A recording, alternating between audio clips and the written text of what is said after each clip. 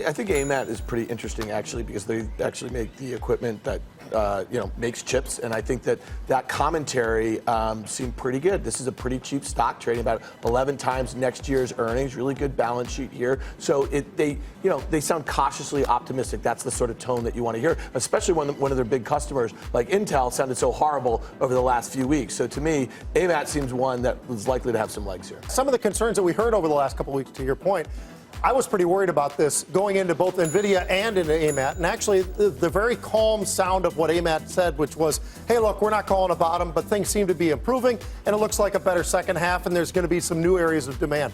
Those are pretty positive things, Mel. And so because of that and the inexpensiveness of the stock in AMAT's case, I don't know how you wouldn't want to own some of these different names in here. I have to say, I mean, Nvidia, which looked like it was caught in this high multiple, downdraft of a lot of the semis, really delivering on terms of GPU revenue. The PC touring demand is there, very much there, and this is even without crypto, as we talked about yesterday on the show. That was a big reason the stock fell under pressure, but their core business is alive and well. AMAT, you saw the margins hang in there, which I think is very important. 11.5 times forward earnings, to Dan and Pete's point, extraordinarily important. The fact that the third quarter guide wasn't that disaster, as a matter of fact, they sort of tweaked it higher, I think is really good. So at $44.50, being that this was a $63 stock in March or so, despite the fact that it's rallied significantly, I still think there's room to the upside.